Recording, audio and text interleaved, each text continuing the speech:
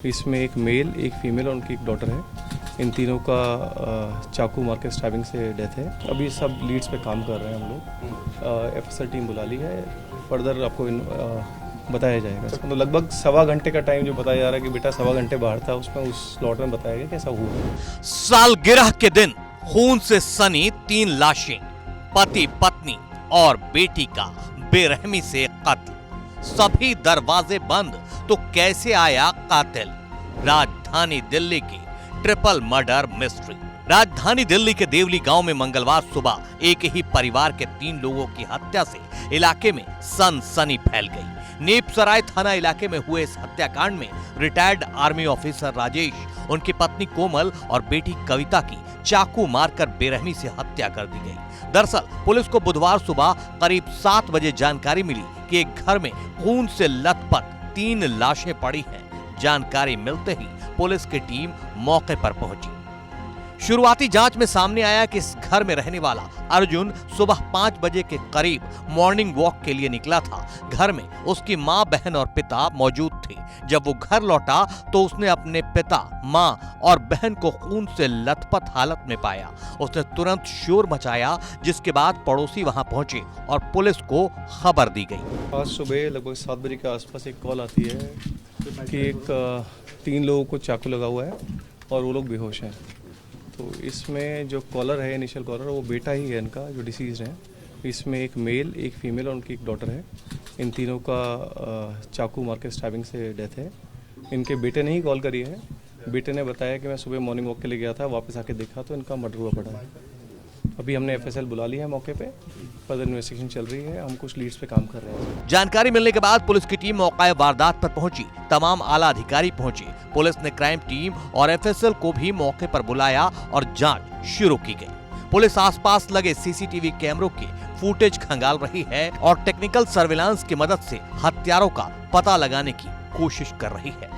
Police ने मृतक के बेटे के अलावा पड़ोसियों से भी पूछताछ शुरू कर दी है। पुलिस के मुताबिक घर में किसी तरह की कोई लूट को अंजाम नहीं दिया गया है। अब पुलिस ये जानने की कोशिश कर रही है कि परिवार का किसी से कोई विवाद था या नहीं। घर के अंदर कोई ब्रेक इन साइंस नहीं है कहीं पे भी।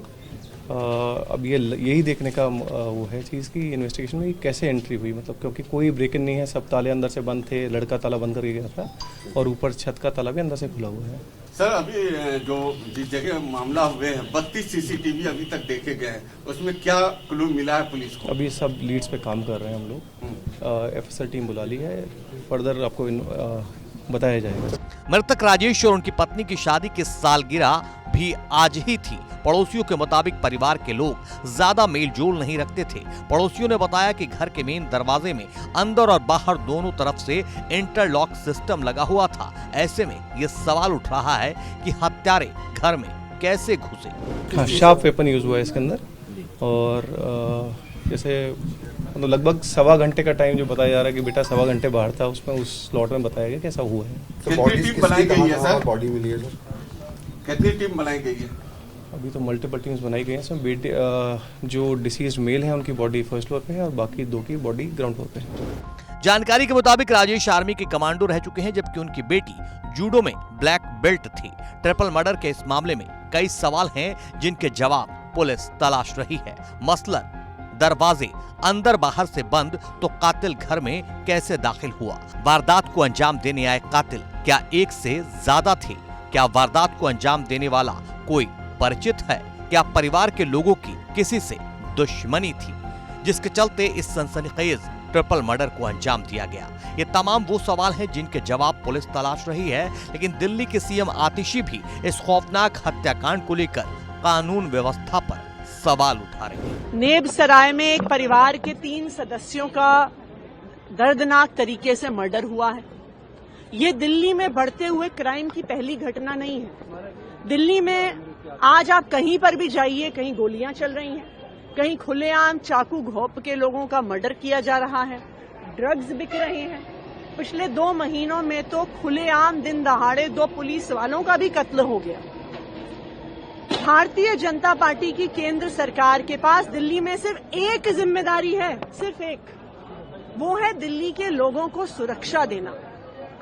लेकिन ये बिल्कुल साफ हो गया है कि केंद्र सरकार, भारतीय जनता पार्टी शासित केंद्र सरकार दिल्ली वालों को सुरक्षित रखने में बिल्कुल फेल है।